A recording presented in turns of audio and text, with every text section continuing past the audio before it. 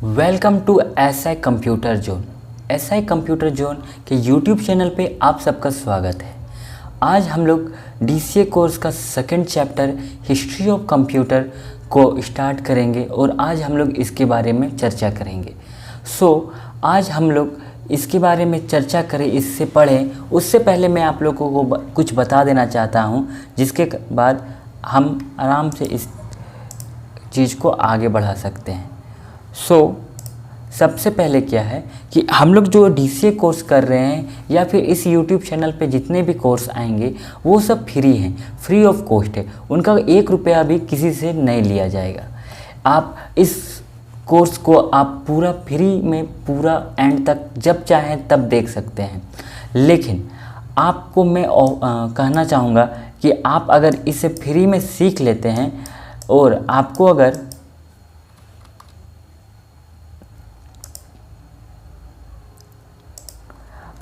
Certificate की ज़रूरत पड़ती है,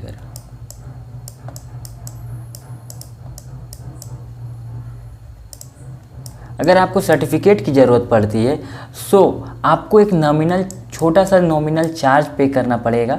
वो चार्ज आपके डिस्क्रिप्शन बॉक्स में दिया हुआ है कि कितना चार्ज पे करना पड़ेगा, और आपको एक फॉर्म फिल करना पड़ेगा और आपको एक एग्ज़ाम देना पड़ेगा, नॉर्मल छोटा सा एग्ज़ाम देना पड़ेगा डीसीए कोर्स का, और आपके घर तक मैं आपका मार्कशीट और सर्टिफिकेट पहुंचा दूंगा। और हाँ, आपको मैं बता देना चाहता हूं कि ये सर्टिफिकेट ISO सर्टिफाइड है और भारत सरकार द्वारा सर्टिफाई है, not over in India, all over the world. आप कहीं भी इस सर्टिफिकेट के साथ कहीं भी आप प्राइवेट या सरकारी, गवर्नमेंट हो या प्राइवेट सेक्टर हो, कहीं भी आप जॉब कर सकते हो। आपको इस सर्टिफिकेट के बाद आपको कभी भी कंप्यूटर के कारण आपको जॉब से नहीं निकाला जाएगा।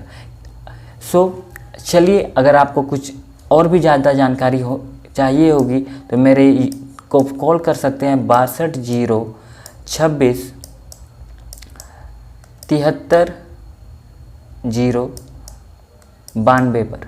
ठीक है, ये मेरा व्हाट्सएप नंबर है। आप इसमें सिंपली हाई करके या डायरेक्ट कॉल करके इसमें आप मेरे से फॉर्म के बारे में, सर्टिफिकेट के बारे में जानकारी ले सकते हैं।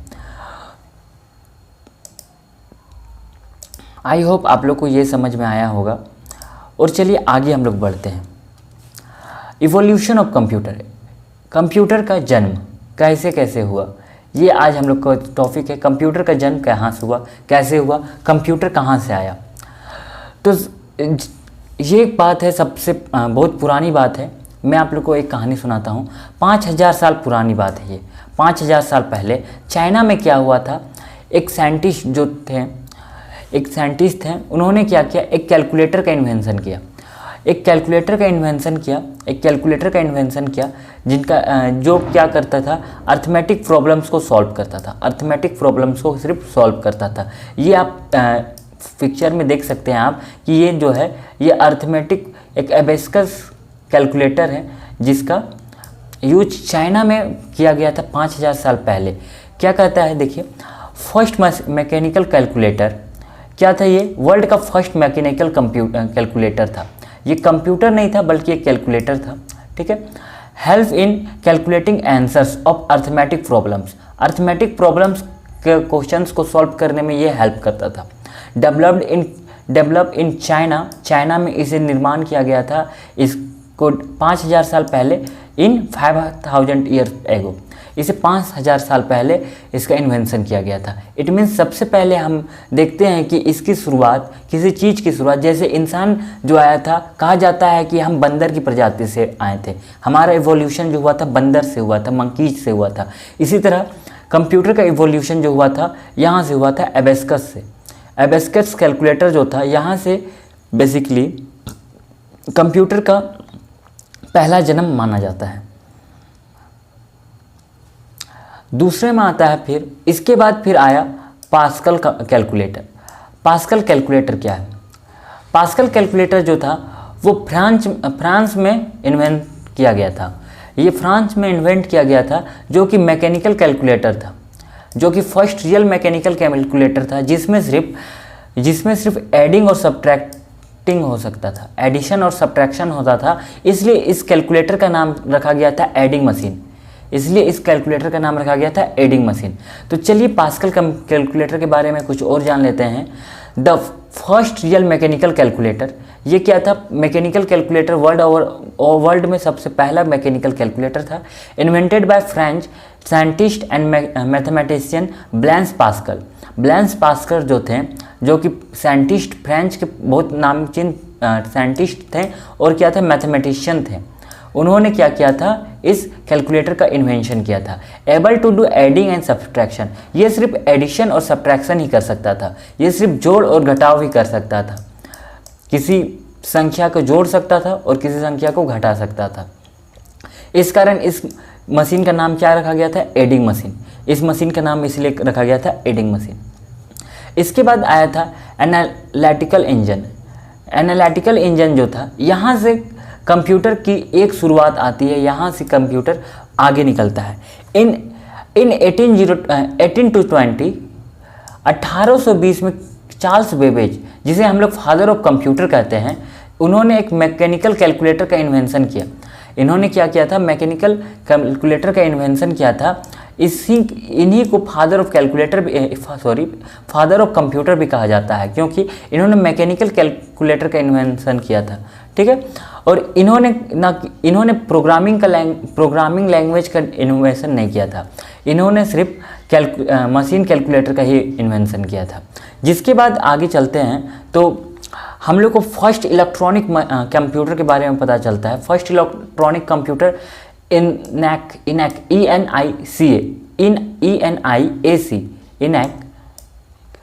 फर्स्ट इलेक्ट्रॉनिक कंप्यूटर था। फर्स्ट ये जो इनैक जो था वो फर्स्ट इलेक्ट्रॉनिक कंप्यूटर था। First programming controlling computer have no storage capacity. ENIAC stand for electronic numerical integrator and computer. क्या था कि ये जो था फर्स्ट इलेक्ट्रॉनिक कंप्यूटर ENIAC जो था वो electronic computer, first electronic computer था जो कि इलेक्ट्रिसिटी से चलता था। इसमें क्या होता था कि इसमें जो था फर्स्ट प्रोग्रामिंग कंट्रोल भी दिया गया था। इस कंप्यूटर में क्या दिया गया था? कंप्यूटर में कंट्रोलिंग सिस्टम दिया गया था, प्रोग्रामिंग दिया गया था, लेकिन यहाँ पे स्टोर करने का कोई भी कैपेसिटी नहीं था। इस कंप्यूटर में कोई चीज़ भी स्टोर नहीं किया जा सकता था। जिस प्रकार आज हम लोग स्टोर करते हैं, किसी भी डाटा को हम लोग आज इस कंप्यूटर में स्टोर करके रख देते हैं, मेमोरी में स्टोर कर देते हैं, उस प्रकार उस समय इस कंप्यूटर में स्टोर नहीं किया जाता था। और ENIAC stands for electronic numerical integrator and computer. इसे क्या कहते हैं? Electronic numerical integrator and computer.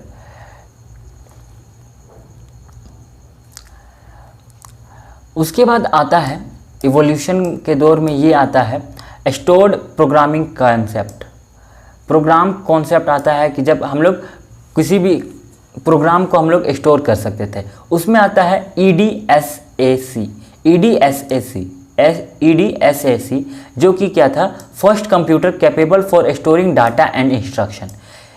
इस समय क्या था? इस दौर में क्या हुआ था? ये जब इवोल्यूशन हुआ था, इस इवोल्यूशन में हम लोग क्या कर सकते थे? डाटा को हम लोग क्या कर सकते थे? डाटा को हम लोग क्या करते थे? स्टोर कर सकते थे। डाटा को हम लोग स्टोर कर सकते थे। ठीक है।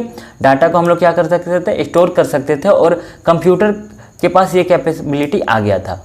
और ये जो कंप्यूटर जो डेवलप किया गया था, ये कंप्यूटर डेवलप किया गया था कैम्ब्रियन यूनिवर्सिटी में, developed eight Cambrian university. Cambrian विश्वविद्यालय में इस कंप्यूटर को बनाया गया था। EDSAC इसका फुल फॉर्म क्या होता है? Electronic delay storage automatic computer. Electronic delay storage automatic computer इसका स्टैंडर्ड फॉर्म है। ठीक है। इसके बाद आया था यूनिवैक वन जो था वो क्या था? वो फर्स्ट जनरेशन ऑफ कंप्यूटर में उसे रखा जाता है। यहाँ से जनरेशन स्टार्ट हो जाता है और आज जब हम लोग चल रहे हैं, ये हम लोग 5th जनरेशन में चल रहे हैं और कंप्यूटर के 5th जनरेशन में चल रहे हैं और अभी हम लोग प्रेजेंट में 5th जनरेशन ही चल रहा है। तो क्या होता है? ENIAC 1 जो था वो फर्स्ट जनरेशन में से रखा गया था। ये फर्स्ट जनरेशन का एग्जाम्पल है इनसेक जो था, इनसेक 1 जो था ये एक कंप्यूटर है। ये क्या है? एक कंप्यूटर है। एक ये कंप्यूटर है जिस इनसेक 1 को क्या कहा जाता है? Universal automatic computer.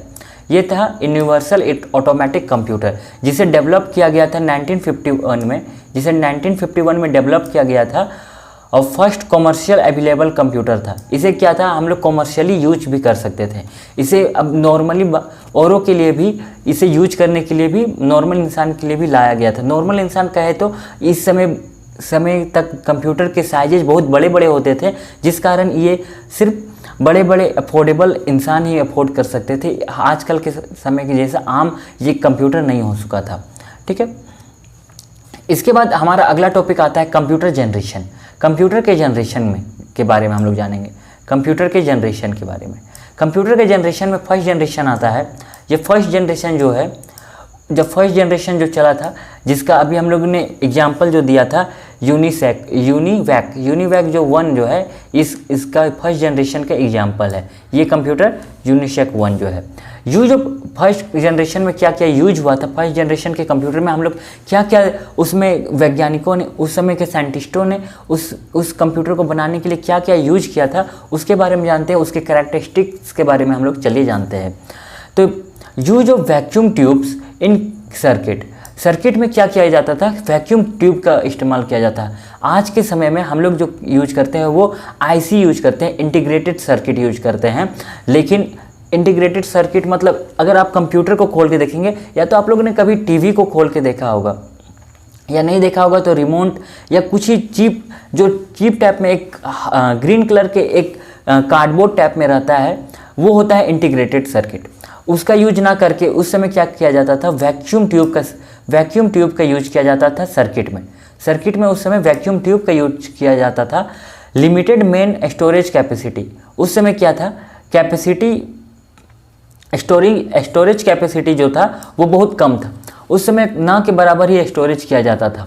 Slow input and output, इसका मतलब ये हुआ कि उस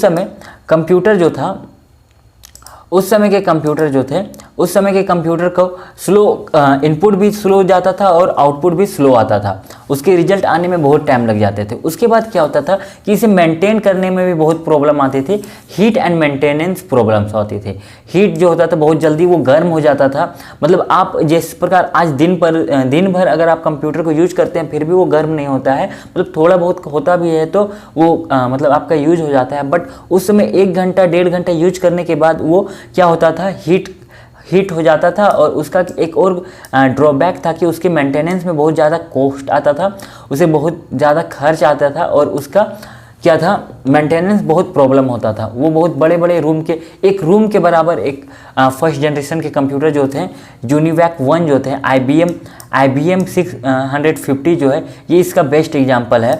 IBM 650 और यूनिवैक 1, ये जो यूनिवैक और IBM 650 जो है वो जो है इस फर्स्ट जनरेशन का बेस्ट एग्जाम्पल है फर्स्ट जनरेशन का। जिसके बाद सेकेंड जनरेशन का आया, जब कंप्यूटर का सेकेंड जनरेशन जब आया तो उसके कैरेक्टरिस्टिक्स के बारे में हम लोग जानते हैं कि उस समय क्या होने लगा। Use of transistors in circuit, first generation में जहाँ सर्किट में जहाँ पे हम लोग देखें कि वैक्यूम ट्यूब का यूज होता था, उसी जगह अब क्या होने लगा कि ट्रांजिस्टर का यूज होने लगा।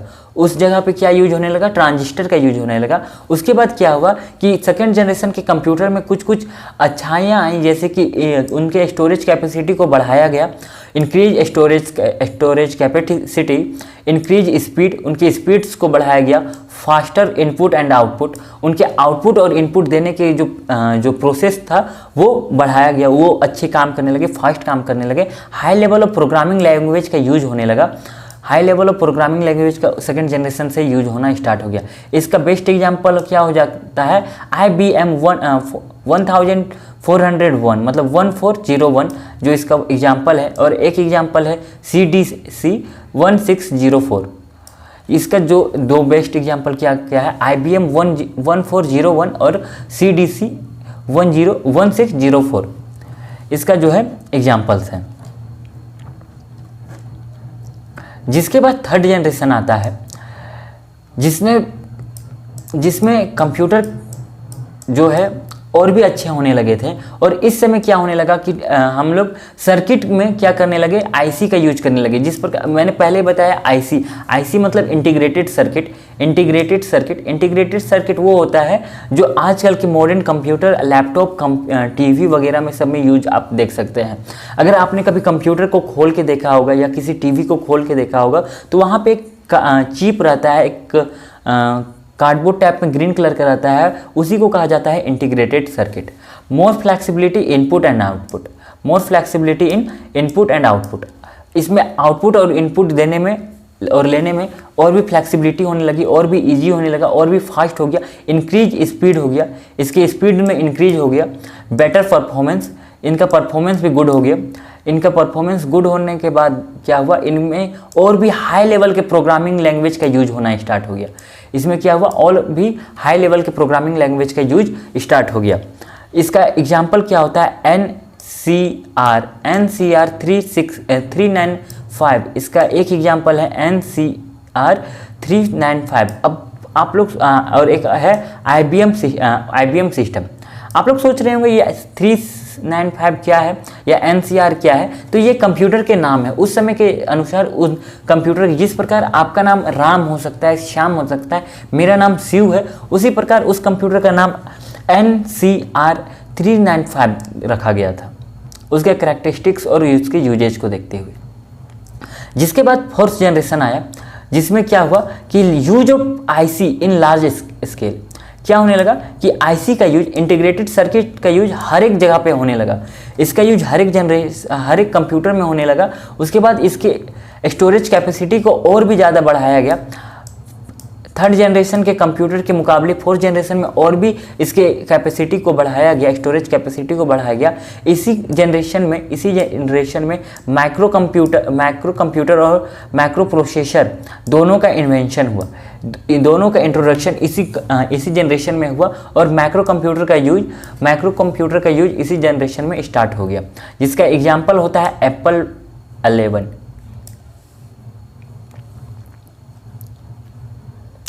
और उसके बाद आता है फिफ्थ जनरेशन, जो कि प्रेजेंट जनरेशन ऑफ कंप्यूटर है। और इसमें क्या होने लगा, इसमें इंट्रोडक्शन ऑफ आर्टिफिशियल इंटेलिजेंस का यूज भी होने लगा, और इसका इंट्रोडक्शन भी हुआ था। आर्टिफिशियल इंटेलिजेंस का यूज भी हुआ था, और इसका इंट्रोडक्शन भी फिफ्थ जनरेशन में हुआ था, आज के समय में हुआ था। और ये जनरेशन कब तक चलेगा इसका अनुमान नहीं लगाया जा सकता है, क्योंकि और आर्टिफिशियल इंटेलिजेंस जो है, इसके बारे में आप हमें कमेंट बॉक्स में बताइएगा आर्टिफिशियल इंटेलिजेंस के बारे में आप क्या जानते हैं। और अगर आपको ये वीडियो अच्छा लगा, पसंद आया, तो हमारे वीडियो को लाइक करें और हमारे कोर्स में एनरोल बिल्कुल करें, क्योंकि ये कोर्स आपके लिए ही है और ये कोर्स बिल्कुल फ्री है। और एक बार और आपको याद दिला दूँ, आपको एक बार फिर से पुनः बात बता दूं कि अगर आप ये कोर्स को कंप्लीट करते हैं तो आपके हाथ में एक सर्टिफिकेट होना बिल्कुल ज़रूरी है। इसलिए मैं कहता हूं कि आप आज ही अपने आप को रजिस्टर करें हमारे साथ, और ऑल ओवर वर्ल्ड में आप कहीं भी इस सर्टिफिकेट के साथ यूज कर सकते हैं, जॉब पा सकते हैं। नहीं ना तो आप या तो गवर्नमेंट सेक्टर में इसका यूज करें, या फिर आप इसका यूज प्राइवेट सेक्टर में करें। हर जगह ये आपका जो सर्टिफिकेट रहेगा वैलिड रहेगा, और इसका यूज आप कहीं भी कर सकते हैं। और ये आपके रिज्यूमे को एक और अच्छा से बना सकता है, आपके रिज्यूम को और भी अच्छा से निखार सकता है। तो आज के लिए इतना ही, कल फिर मिलते हैं एक चैप्टर 3 के साथ, और तब तक के लिए जय हिंद।